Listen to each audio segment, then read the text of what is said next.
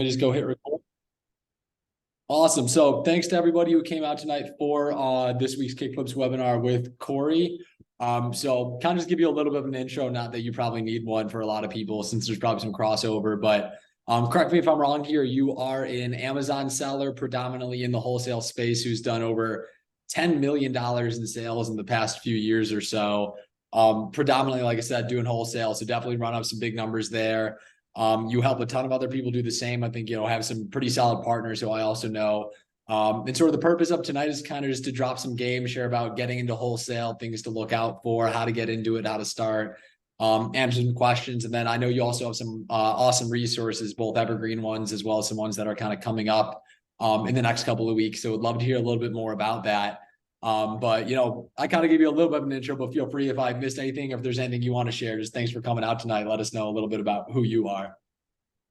Yeah, definitely. So first of all, thanks so much for having me, Casey. So this is my first time with this group, but for those of you that don't know me, so like you said, my name is Corey Ganim. I've been selling on Amazon since 2017. When I started in 2017, I started with used books. I started going to thrift stores, buying books for 50 cents, $1, selling them on Amazon for 20, 50, sometimes up to $100 for some of those more expensive textbooks. And then in 2018, I got into online arbitrage, did that all in 2018. And then beginning of 2019 is when I discovered wholesale. And I've been doing 100% wholesale ever since. And I've been full-time with Amazon wholesale since August of 2020. So I'm coming up on 3 years of being full-time in the business. So 6 years of selling on Amazon. I guess I'm in my 5th year of wholesale, and then I'm coming up on my 3rd year of being in the business full-time. Awesome. Right on. So I guess sort of like just getting a little bit, I know myself and a lot of other people in the group do a lot of RA, OA. We've started building out a good amount of wholesale resources, deals, like stuff like that, but definitely still predominantly in the RA and OA space. What are some of the biggest differences, both in the business model as well as like in the actual sourcing of products between, let's just say OA for a little bit more apples to apples comparison between like OA and wholesale? Yeah, so as far as the differences between the business models, so I mean, OA is still a fantastic model, and I always recommend that people start out with OA. But one of the big downsides of OA is the inability to get large quantities of product. So that's one thing that wholesale definitely remedies. And one reason that I favor that model over OA is that in wholesale, you've got the opportunity to order in much larger quantities. Also, the fact that OA is a little bit more transactional, right? It's not like you necessarily have a relationship, or it's not like you have a sales rep with these websites that you're buying from. Whereas with wholesale, your suppliers, you do have a sales rep, you do have a relationship, either sometimes directly with the owner if it's a small enough company. So on the wholesale side, it is a little more relationship based, which can kind of create a moat around your business. Whereas OA, like I said, is a bit more transactional. Okay, for sure. And I guess, like you said, what was the transition for you, like starting with OA to wholesale? Something I also tell people, whether it's wholesale or private label or really anything, I think if you don't understand OA, it's kind of tough to understand the rest. But what was your transition from OA to wholesale like, and sort of what would you do different, or maybe, what would you tell somebody who's looking to get into the OA game coming from wholesale? Yeah, so when I transitioned from OA to wholesale, like I said, it was right at the beginning of 2019. So I think it was like January 6th, 2019 is when we jumped full scale into wholesale. And what I did is I pretty much just started from scratch, reaching out directly to brands and trying to open those brand direct accounts. And now what I would have done differently had I guess, been doing that today, is I would have actually just taken a look at the products that I was selling OA, because I mean, at the time we probably had 120, 130 OA SKUs. And like I said, what I should have done is I should have looked at our OA products that we're selling. I should have reached out to those brands first and started there. So that's my recommendation for any of you guys that are doing OA looking to transition into wholesale. Then I would, like I said, look at the brands that you're carrying and then start there. Okay, cool. And I guess maybe we should sort of even like back up. I understand like we're kind of talking about these people who are familiar with a lot of the sides of the industry. What is, I guess, like, what is wholesale? What is the actual dynamic of making money in wholesale, starting from, it's not even sourcing a product necessarily. It could start with contacting a supplier. What is the A to Z of how you make money in wholesale? Because it's not quite as simple as OA, where it's like, oh, I just found this at Target, now I list on Amazon. There's a little bit more involved there. So can you share a little bit about, like, for those who are unfamiliar with wholesale, why don't we just start with, like, how are you making money? Like, what is the process from first either email or first spend or whatever it looks like to actual getting paid? Yeah, definitely. So as far as wholesale is concerned, like the model itself, how it works is instead of buying from a retail website or a retailer like you would be doing in OA or RA, we are buying either directly from the manufacturer themselves or we're buying from one of their authorized distributors. So like I said, we're able to buy in larger quantities. We're able to get it sometimes directly from the source. So our cost is going to be a lot less. Now, as far as the process of like A to Z, from identifying products, identifying suppliers, all the way to getting paid. So in our specific model, how it looks is we either start with a product and we look for a supplier for that product, or we start with either a category or a subcategory, and we look to find suppliers in those categories. And so let's say we found a supplier, and let's say we found a product that we're going to buy from that supplier. Well, then we send them a purchase order. And what they will do, some suppliers are willing to actually ship our inventory straight to Amazon. So that way we never have to touch it. We never have to see it. Amazon preps it and it goes live for sale, obviously, when it gets to FBA. In the cases where the supplier is not willing to do that, they will actually ship our POs to our prep center, which is our 3PL. Those terms are interchangeable. So the 3PL will then prep the products and send them to Amazon on our behalf. And then when they get to Amazon, they start selling. So our model is fully remote. We don't touch product. We don't see product. It either goes supplier to Amazon or it goes supplier to 3PL to Amazon. Sure. And so who is this a good fit for? Because I'm sure there's a lot of people in here who've been selling on Amazon for 5+ years, know what they're doing, might want to scale up. And then I'm also pretty sure there might be people in here who are still haven't even opened an Amazon seller account. Maybe they're just on eBay. They're still kind of watching the moves. They want to make sure they get an understanding of how everything works, even on the OA or RA side, before they start shelling out money to get into the game. Who is Wholesale? I don't know if I'd say a good fit for, maybe even who is I know what you're trying to say. Better word, but yeah, I think you understand what my question is for like who should be pursuing this and who maybe should pump the brakes before diving in. Yeah, well, so that's a good question. And I always recommend, so I don't necessarily recommend if you're brand new to Amazon, if you've never sold on Amazon before in your life, I don't necessarily recommend you start with wholesale. I always try to point people in that position to starting with OA. Now, it's not to say that you can't be successful with wholesale right off the bat. I know plenty of people that have never heard of Amazon, never sold on Amazon. They jump right into wholesale and they crush it. So it really comes down to your personal preference and how much you're willing to dedicate to building the business, because there is a lot of upfront time and capital involved. So you got to keep that in mind. If you have those resources, then I would say it would not hurt to make the jump, even if you're newer. But the other thing that I would mention as well is it's very much suited to someone who has been in sales before. So if you've been in a sales position, or if you're currently in a sales position, especially a B2B sales position, you can absolutely crush it in wholesale, because it is a relationship business. It is basically a B2B sales role. It is all about the follow-up, the prospecting, the reaching out, the positioning. Everything that you learn in a sales job applies here. Okay, right on. And so let's say somebody does meet all the criteria of like, they're really good at OA, they get what they're doing, they're ready to kind of play the game on they're ready just to scale up to that. What are some of the skills that you might need to develop that like OA maybe you didn't have to have? You kind of mentioned sales, but is there any either like skill, software, like what do you need to develop in order to, even if you are successful at OA, here's what you need to play the game at the wholesale level?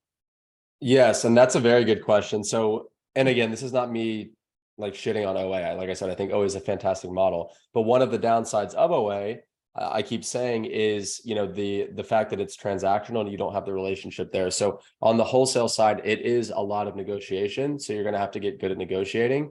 You're going to have to get better at providing value. So you're going to have to, when you're approaching brands directly, especially, you're going to have to know how Amazon works as a platform, right? You're going to have to know what a good listing looks like and what a bad listing looks like, so that when you find a brand with a bad listing, you can use that in your pitch to help you land that account, right?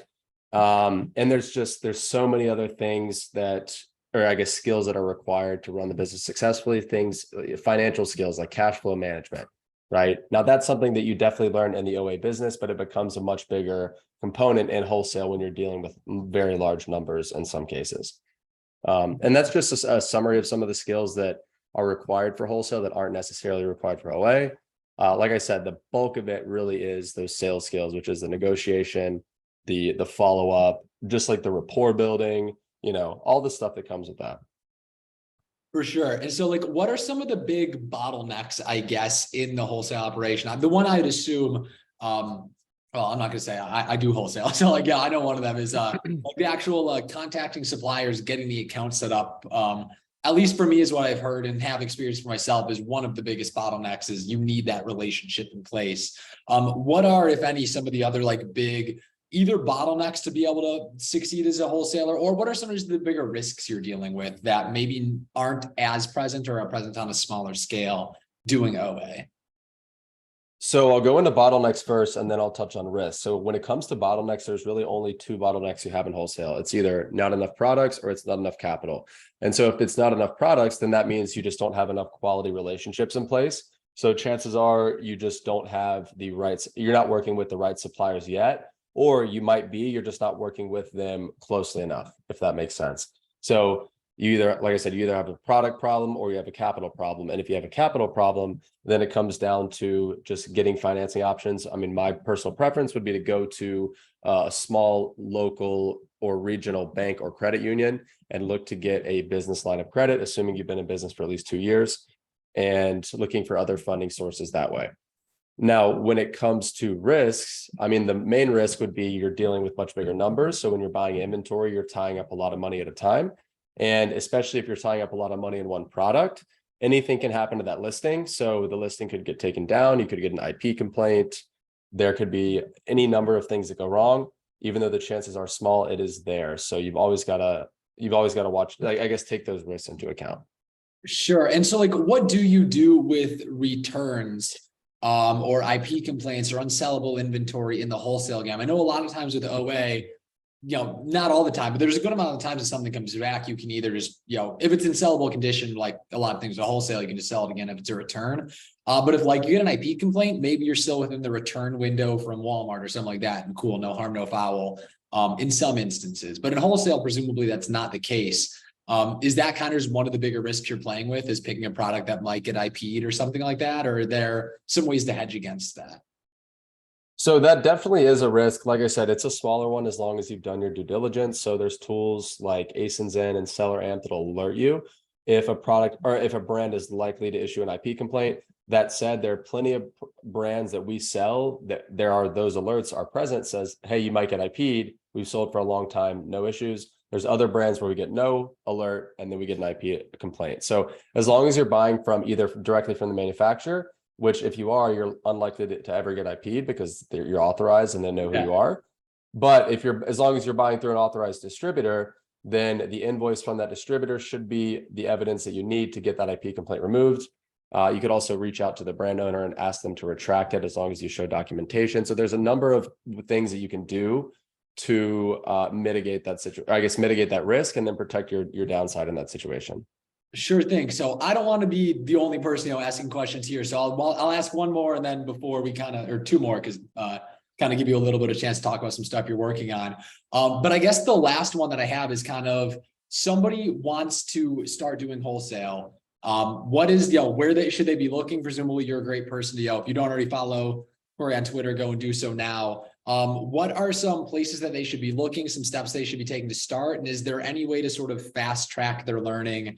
They're kind of just ready to dive into wholesale and aren't sure where to go. What sort of advice would you have for them? Resources, directions to point them in? Somebody wants to get started. They listened to this and said, that sounds pretty good. What are next steps? Yeah, so as far as free resources for getting started, so my YouTube has a ton of information on it. I've also got a couple of free guides. So I've got one free guide for finding your first wholesale supplier, and that's just 2 video breakdowns. One, how to find brands, and the second is how to find distributors. I've also got another free guide, which is basically just a list of email templates so you can use to reach out to suppliers. So you can download that as well. All that information is on my YouTube. So I would start on YouTube. And then if you're interested in getting more of like I guess you could call it more of like a condensed, or I guess a structured breakdown of the entire process from A to Z, something that we will be doing on July 10th through the 17th. It's going to be called the Wholesale Challenge. And I partnered with Chris Grant, who, Casey, I know you're familiar with. Yeah. He's a thought leader in the OA space, and he's run the OA Challenge. So like I said, we partnered to run the Wholesale Challenge, which is going to be a 7-day live training where I'm going to teach you guys everything I know A to Z, how to start, scale, and manage a fully remote 7-figure wholesale business, just like the one that I have. And I'm going to be spilling all my secrets, sharing everything I know. We've included well over $3,000 in bonuses that you actually get access to as soon as you sign up. So that's not even good. You don't even have to wait until the challenge to get access to that stuff. And that's things like my guide for how to find and train and manage a virtual assistant, my trade show playbook, a collection of standard operating procedures, a KPI guide. So the exact KPIs you should be tracking in your business. And then after the challenge, you actually get this beforehand, but it's a 21-day action plan for how to take action immediately following the challenge to set yourself up for success. And so, like I said, those are all bonuses that you'd be receiving for free as part of the challenge. And if you are interested in checking it out, you can check it out at wholesalechallenge.com. And I know Casey, so Casey's an affiliate for the challenge. I know he's got a code that'll give you a discount. So Casey, do you want to share that? Yeah, for sure. Yeah. So I personally signed up, super excited for this as well. I'll actually put in the chat as well as the Discord. If you want to use the code, just kickflip with what I put in the link, that'll actually get $100 off as well, which if you want to get into the wholesale game is, easily worth it for the numbers you're dealing with within wholesale. As I've been following, it's put on by you and Chris, correct? And that takes place in 2 weeks to confirm. Yeah, so to confirm, so that's taking place July 10th through the 17th. And the good thing about it too is it's happening 6 to 8 p.m. Eastern every night. So it is live. There will be Q&A. So if anybody has questions, they can ask me. But if you miss the sessions, you're going to get lifetime access to the recordings. So even if you can't show up, you're going to be able to essentially participate in the whole thing. Okay, right on. So yeah, like I said, I'm super excited for that. I'm sure I'll be seeing a good amount of members here there as well. And I've been doing wholesale for a while, and I'm still sure there's a ton of stuff that I'll be picking up because still not at your numbers yet on the wholesale game. So I'm super excited for that. But like I said, we normally try to keep these just around like 30, 35 minutes or so. But I kind of just wanted to open it up. You can either be in the chat, or if you want, I'll expand to gallery view. If you want to actually ask a question, feel free to either unmute or type it in the chat. And so kind of go right ahead. If you have something, you can just let me know, raise your hand, and I can, if anybody has any wholesale questions, feel free to either type them in the chat or just unmute if you'd like to, because Corey's about as great of a wholesale resource as we could possibly have. While we're kind of waiting for, if anybody has any questions, where do you see, I know like OA's kind of been shifting over the past year or so, where it used to just be a lot of like hype drops. Then there was, we're kind of shifting, throughout pretty much over the past year, we've seen a decent shift in the OA and RA game. Is wholesale, are you seeing that prone to either seasonal fluctuations or trends, or is it a little bit more steady of a pretty much just, I wouldn't say same old in a disparaging way, but kind of just once you have your systems in place, it is what it is. It's not quite as prone to monthly or seasonal or trend fluctuations as OA is. Yeah, so it's definitely a lot less seasonal than OA can be, because in the OA space, a lot of what you're buying is going to be based on the sales that are taking place. And so when you think about, a lot of the sales can be seasonal as well. So there's going to be sales on Christmas products, sales on Halloween products, sales on back to school products, that type of stuff. But in wholesale, at least in our business, we don't necessarily focus on a lot of seasonal stuff. A lot of what we're buying is evergreen, and we sell it year round. Okay, right. So I see Adam has a question here. I'll give you permission to unmute right there if you want to go ahead and ask anything. It should let you. Yeah, can you hear me? Yes. Yeah. Hey Corey, so like Case mentioned real quick on your returns that Amazon deems not sellable.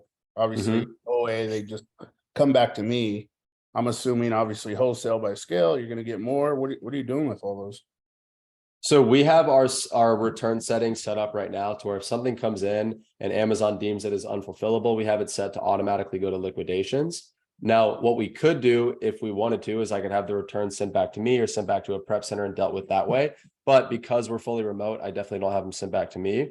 And I just haven't taken the time to set that procedure in place with my prep center. So honestly, we are losing a lot of money right now by the fact that if a return comes in and Amazon doesn't deem it brand new, they're literally just, we're getting like probably 5 cents on the dollar for it. And a lot of what we're selling is high sale price, high buy cost. So we're getting screwed on that. Like I will openly admit that.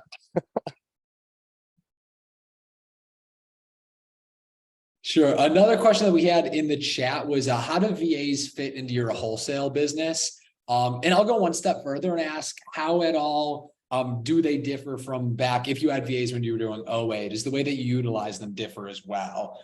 Because I'm sure there's going to be a good amount of crossover. So how do VAs fit into your business model? So I didn't have any when I was doing OA, actually. I was running OA about, and to be frank as well, I wasn't really doing much volume OA, not nearly as much as you, Casey, or anybody else probably in this chat. So I didn't have a VA at the time, but as far as how they fit into my current business, and actually this is going to be an entire day of the challenge is dedicated to managing a virtual team, because my business is run, I'd say 90 to 95% of the day to day is run by 2 virtual assistants. So we have a team of 4, but actually this week we narrowed it to 2 because 2 of those positions were just redundant. We weren't getting, we essentially did not need them anymore. They're very good employees. We just didn't need the role. So right now I've got my head of operations. She handles a lot of the buying, a lot of the communication with suppliers, a lot of the day-to-day management of the business. And then I have my admin, who he's actually only part-time. So he's 4 hours a day. My head of operations is 12 hours a day. But my admin, he is responsible for keeping my head of operations clear. So he's handling her email. He's handling a lot of the administrative side. So managing the repricer, managing Seller Central, doing a lot of that repetitive, tedious stuff that doesn't necessarily move the needle. Okay, for sure. So yeah, hey, I'll see if there's anything. If anybody else has any questions, feel free also like raise your hand if you want to get a muted request. But I think one great question that just got posted in the chat, actually, I was about to ask, something I should have covered is starting capital again to wholesale is admittedly higher than OA. What do you think is a good amount? I don't know if I'd say bare minimum amount to start with, but what is around that? Like, hey, that's probably a good amount to start with. It gives you a little bit of leeway in case you make mistakes, like we all do. Starting out, but also it's not an absurdly high amount. So what would you say, like, hey, if you have X amount in the bank, you're probably set to get started? I always recommend people have at least 3 to 5K for inventory capital starting out. So if you're planning to start out and either take a course or hire someone for coaching, then that money is aside. Like I'm saying 3 to 5K for inventory. Gotcha. Okay, awesome. And how do you, I'm sure it's so product dependent, but let's say I'm starting with 4K. Let's split it down the middle. Is that all going into one big purchase order? How would I probably want to spread that out? I'm sure that's so dependent. So I mean, I'm asking you a pretty not vague question, but an unnuanced one given the industry. But how would you spread out the risk there on that 4K? Yeah, so I always recommend. So are you saying like if you're a newer seller? Yeah, let's say you're newer, like you know what you're doing on OA, but you're kind of just dipping your toes into wholesale. Do you just YOLO that 4K into one product that you found with one supplier? No, I definitely wouldn't. So that's the thing. It depends on how much like experience you have at all. So if you know how to read a keep it graph, if you've done OA, if you've done well with OA, then you've got experience. So you can maybe go a little deeper into certain wholesale products. Then I would recommend maybe someone who's never sold on Amazon Go. But in general, I say go wide, right? So if in that example, if you've got 4K to spend on inventory, the most I would spend on a single product would be maybe like $500, right? Because let's say you put $500 into a single product and it goes completely south. Well, then you're not out, a quarter of your budget. You're out just a lot less than that. You see what I mean? Or your whole budget for that matter. For sure. So one question, this should be just a really quick question, so I don't lose in the chat, is, are you usually buying on credit or is it like ACH wire transfer? What's your usual like payment method with these suppliers? Always credit cards. So we pay always with credit cards. So some suppliers do extend us terms. So for example, if we have net 30 terms, we have 30 days to pay. And then when that 30 days is up, we'll usually just pay them with a credit card. And yeah, because you always want to be getting points. I mean, we choose our primary inventory card is a Capital One Spark. So it's unlimited 2% cash back. Mine too. And yeah, that's been a fantastic card. We put a lot on that. Yep. And so another one that we got here was, I don't even know the answer to this one. Do you have any tips or details to look out for finding suppliers that might accept like lower minimum order quantities so that you don't, some suppliers do admittedly expect you to drop a few G's like per product, or expect you to go pretty hard. Do you have any tips for finding ones that might be more, I guess, beginner friendly in terms of your minimum order quantities? Yeah, definitely. So you'd be surprised actually how many suppliers have either a very low minimum order quantity or they don't have one at all. So actually most of our suppliers I don't think actually any of them have a minimum order at all. Our main suppliers, they just have a minimum order for free shipping. So if you want to get free shipping, then yeah, typically you got to spend, sometimes 500, 1,000, 5,000, depending on the supplier. But most suppliers, to work with them at all, won't have a minimum. And if they do, it's, $200, maybe $500. Sure. Yeah. That's been my experience as well, where it's like they kind of look at you sideways if you're acting like a normal like buyer, but they're not going to say Right. you're still spending money. It's just, do you really only want $200 worth of stuff? Yeah, exactly. Yeah. Here, let's see. How do you deal with their typical response that we're not accepting new Amazon sellers at this time? So I already think I might know a little bit of a question with just, a problem there with the way that it was phrased in terms of the way you're approaching wholesalers if their response is we're not accepting new Amazon sellers at this time, but I'll let you answer that question. Yeah, so that sorry, I didn't hear that was like, how do you deal with when you reach out to a supplier and they say, how do you deal with, we're not accepting new Amazon sellers at this time?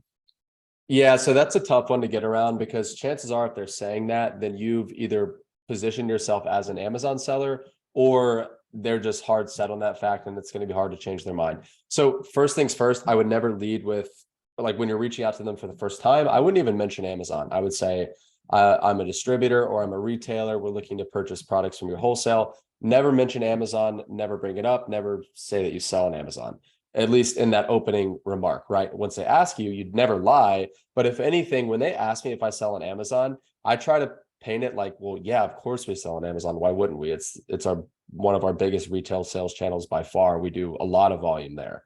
So, because I want them to think like, oh, well, yeah, okay, that makes sense. Like almost to where it's like I'm almost like surprised that they even asked me. You know what I mean? That's kind of the way I try to portray it.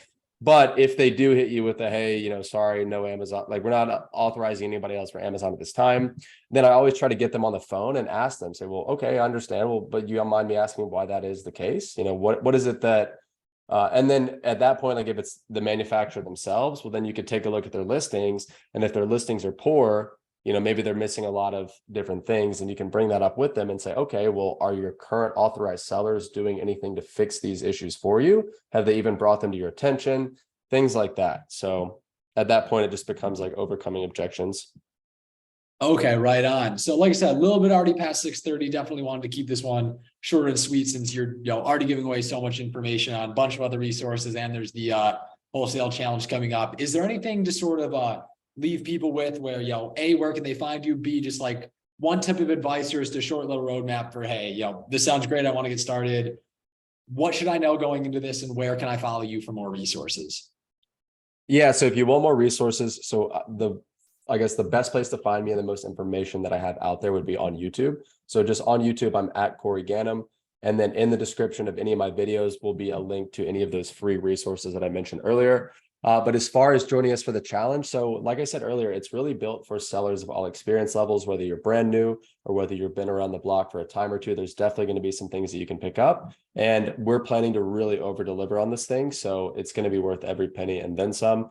And I mean, we've already got, I think, at least 150 people signed up to join us. So, I mean, we're planning to have probably at least double that. So it's going to be a great turnout, great event, and hope you guys can join us. And yeah, use Casey's code because you get $100 off if you do plan on joining us. Awesome. Well, thanks so much for joining us. For everybody listening, I will be posting links to your socials as well as that link with the discount code for anyone interested so they can follow you. And then, if you're listening to this recording later after it's already been recorded, I definitely appreciate you guys giving it a listen. But Corey, thanks again so much for hopping on with us. I know hopefully we have another one of similar content going on in a Twitter space that's not just for Kickflips members in the near future. But thanks again just for dropping so many gems for everybody here. And look forward to talking to you soon and then seeing you at the live training.